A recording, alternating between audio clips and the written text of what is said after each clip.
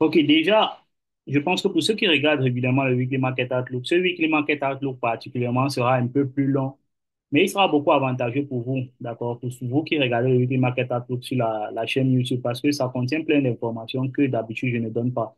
Lorsque je viens dans le Weekly Market Outlook régulièrement, je fais juste un bref aperçu rapidement là et je vous montre ce que je pense. Mais entrer dans de brefs détails comme ça, je le fais pas. C'est pourquoi ça ne prend pas trop de temps et c'est dans l'optique que je ne veux pas prendre trop de temps que je fais cela, d'accord. Mais je vous ai montré certains points clés que je regarde régulièrement, ma feuille de route avec laquelle je travaille. Parce que vous profitez aussi du fait que je suis en train de partager cette connaissance avec mon équipe en ligne. OK. Là, clairement, on est en train de regarder le range avec lequel on traite. Clairement, on est en train de trader avec ce range-ci dans le daily time frame. D'accord. Et quand vous regardez ce range-ci clairement, dans quelle zone on se trouve? On se trouve en zone premium. Il y a des circonstances où nous, on va acheter en zone premium. D'accord? Là, ces circonstances, on va les regarder en live. Et lorsqu'on sera en live, je vais vous montrer comment on peut acheter en zone premium. Mais clairement, d'abord, premièrement, pour un début de semaine, c'est impossible. Il ne faut pas le faire. Ne le faites jamais d'être en train d'acheter en zone premium. Si vous avez repéré votre range, on va repérer ça régulièrement et vous allez avoir la routine de repérer le range avec lequel avec lequel vous allez travailler en daily time frame. Repérer ce range, c'est pourquoi? C'est parce que c'est le range avec lequel les banques, eux, ils travaillent, d'accord? C'est le range avec lequel l'algorithme travaille. Interbank prend Price Derivative Algorithm, d'accord? L'algorithme qui distribue le prix efficacement, qui se charge de distribuer le prix efficacement dans le marché, va se référer aux 20 derniers jours où est-ce que les traders qui ont participé les 20 derniers jours ont placé leur stop loss. Si tous leurs stop loss ont déjà été pris, ils vont chercher à regarder où est-ce que les traders qui ont tradé les 40 derniers jours ont placé leur stop loss, ainsi de suite jusqu'aux 60 derniers jours. D'accord? C'est comme ça que l'algorithme va trader. Il va se charger de prendre les stop loss des gens en bas et en haut, ainsi de suite. Donc, clairement, là, actuellement, être en train de trader ici là, en début de semaine, c'est très dangereux, d'accord? Avec l'expérience, vous allez prendre simplement un stop loss. Mais ça ne veut pas dire que le prix ne peut pas monter là en début de semaine et que vous ratez un bail, d'accord? Mais si ça monte en début de semaine, we don't care, d'accord? On n'a pas de problème avec ça. Qui monte même 100 pips, c'est pas notre problème, d'accord? Ça veut juste dire que les probabilités n'étaient pas en notre faveur pour être dans ce trade. Est-ce qu'il a respecté notre tendance? Oui, il a respecté notre tendance. Mais est-ce qu'on a profité de ça? Non. On veut profiter quand les probabilités sont dans notre faveur, d'accord? C'est pourquoi on ne va pas chase le prix. Vous n'êtes pas là pour poursuivre ce que le prix va faire. Vous êtes là pour réagir à votre avantage. Hmm? OK. Et ici, là, clairement, on n'a pas d'avantage ici. Donc, c'est pourquoi nous, on va attendre si le prix peut venir ici. Clairement, s'il faut se limiter à ça pour le. C'est ce que je fais régulièrement et je viens vous dire le prix va venir quand je fais ça rapidement. Vous ne savez pas pourquoi, mais voilà ce qui se cache en bas au c'est que j'attends que le prix vienne dans cette zone de discount. D'accord? Parce que dans cette zone, si on sera en discount, et je vais pouvoir prendre mes achats tranquillement. Donc, voilà ce que je pense pour cette semaine et ce que je vais participer pour cette semaine. D'accord? Maintenant, si le prix ouvre lundi, dégage là, c'est autre chose. Il faut appliquer un autre plan. J'ai eu à vous montrer ça, par exemple. Il peut dégager bien là, avec une bonne clôture, qui ne laisse pas une mèche, qui clôture bien là en haut. Là, je vais penser à ce qui revienne là comme ça, pour la suite de la semaine comme ça. Là, c'est un autre plan. D'accord. Pour le moment, je me concentre sur le premier scénario que je veux voir. Je veux voir le prix venir ici là. S'il vient ici, moi, je vais prendre un ordre d'achat. Donc, le weekly market tout clairement est là. Maintenant, vous devez savoir que voici notre liquidité ici pour le weekly market outlook.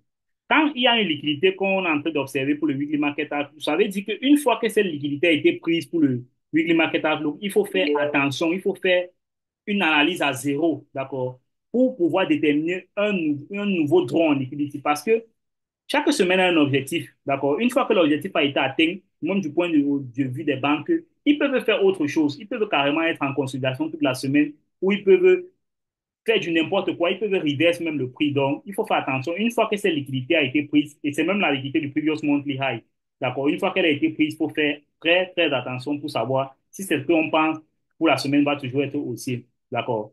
OK.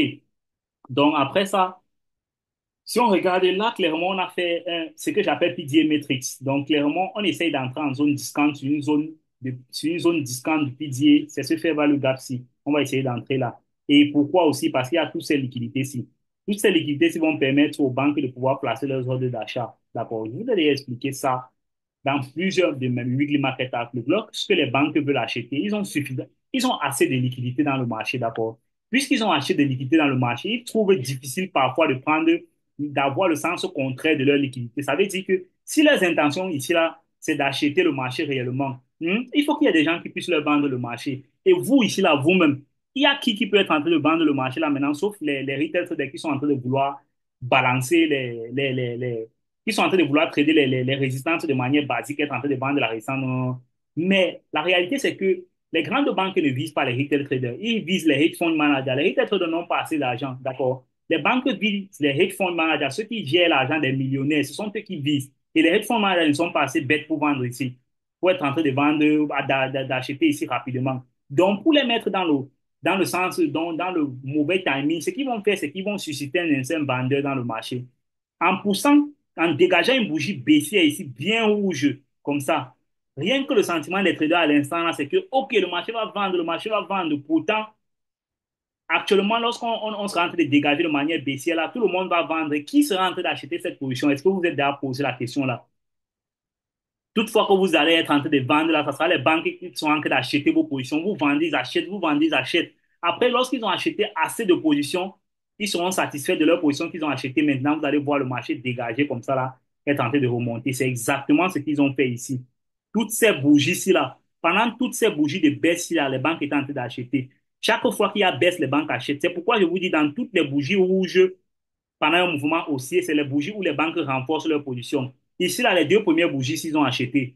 Ici, là, ils ont renforcé. S'ils ont renforcé, tout le mouvement, s'ils étaient en train de renforcer, s'ils ont renforcé, s'ils ont renforcé, s'ils ont renforcé le dernier renfort. Après, ils ont laissé le marché couler comme ça. Ici, ils ont renforcé. C'est comme ça qu'ils agissent. Ils renforcent et quand ils dégagent, ils prennent leur profit ici en haut. Ils essaient encore de faire une manipulation et ainsi de suite. Donc, c'est ce que je vais penser pour cette semaine encore. Je vais attendre que le prix descende ici pour faire une manipulation. Anticipe la formation du lot après un swing high a été cassé. OK. Maintenant, ici, lorsque le prix a été cassé là, clairement, moi, je veux voir de manière basique être en train de former une tendance haussière. Je veux voir ceci. D'accord. On a eu un lot ici, comme ça, la formation d'un lot. Là, on a cassé aussi le high ici, c'est bon. On a une cassure là. Donc, clairement, je veux voir un lot se former ici. Un lot se forme et que le prix dégage. Ça, c'est en back office, c'est ce que je vais regarder. Donc, vous comprenez qu'il y a plusieurs choses que je regarde avant de prendre une décision.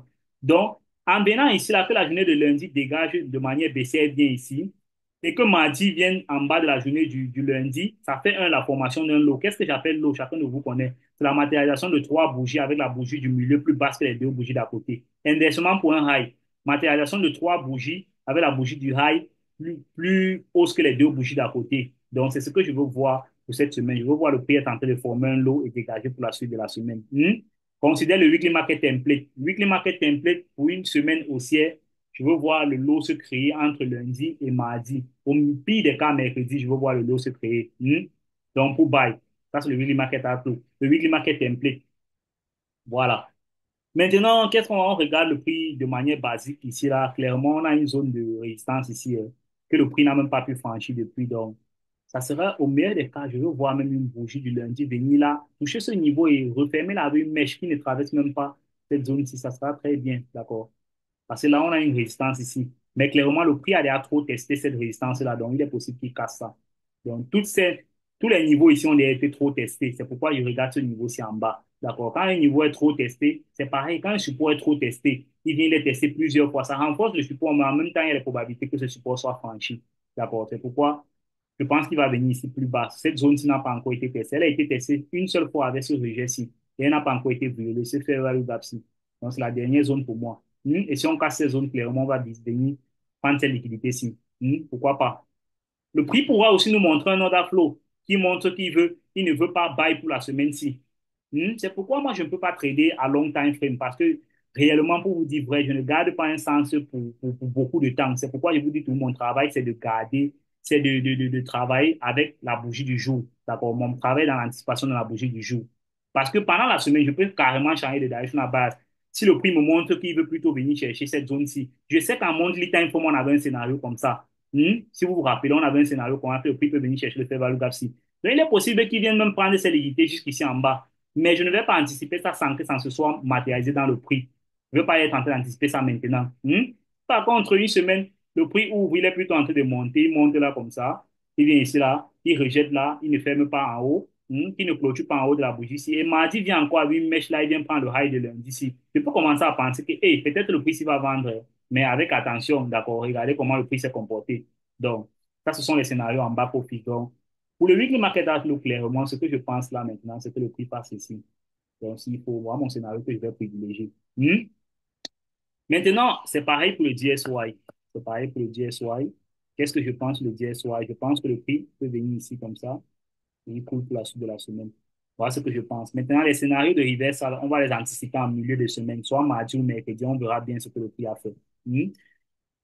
OK, maintenant, si on essaie de faire une analyse intermarché avec les autres paires de devises, tout est aligné sur la hausse de l'euro USD. Le GBP USD est bien haussier, il est bien haussier. Si on regarde on va pas les décortiquer. Si on regarde pour USD, les actifs corrélés positivement avec l'euro USD, il est aussi bien haussier. Vous voyez, il est tellement haussier.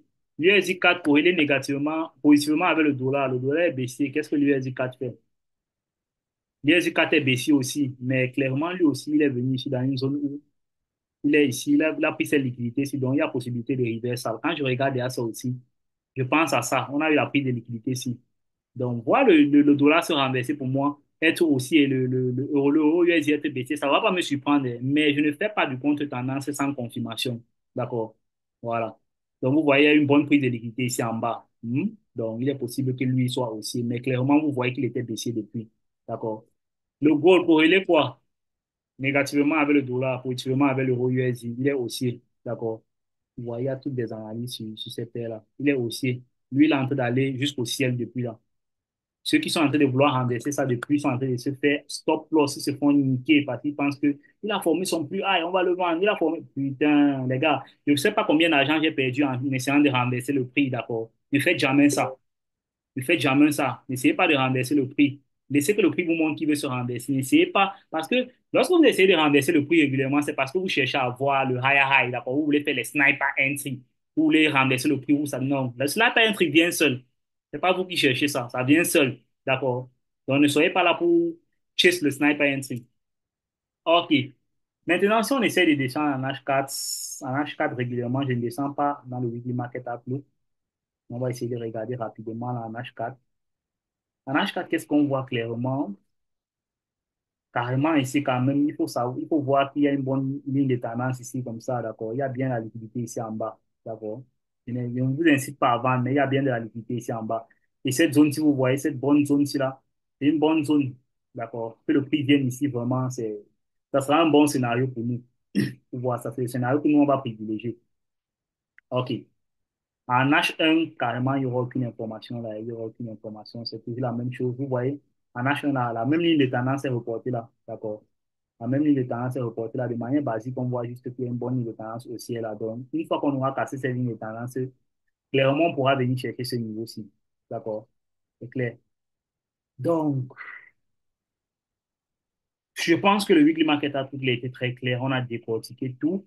On a carrément tout décortiqué. Mon graphique de 15 minutes. Maintenant, il y a quelque chose que régulièrement, je vais vous donner un secret. Lorsque je traite, la semaine précédente, régulièrement, vous donne déjà ce que le marché peut faire.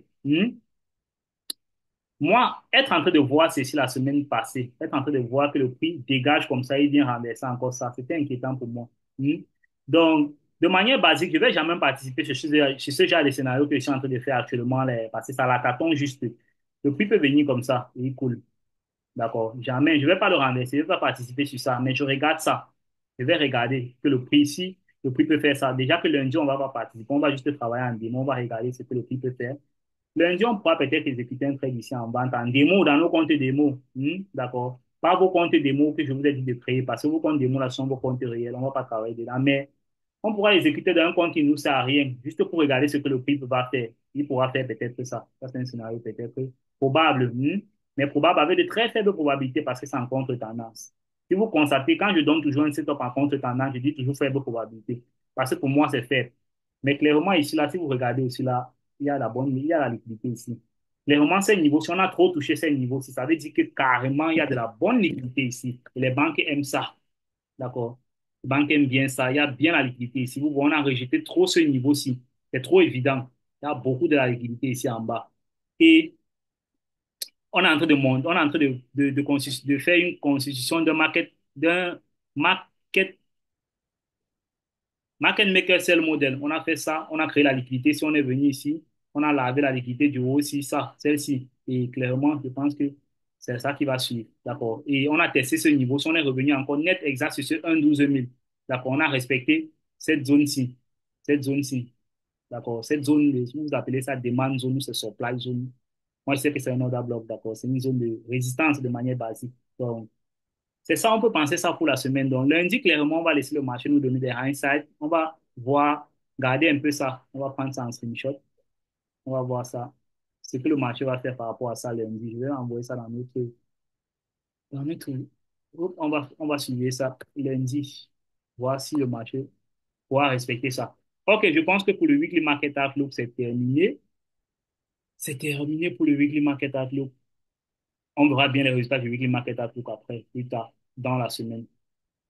Donc, je vais revenir ici sur une autre graphique d'analyse.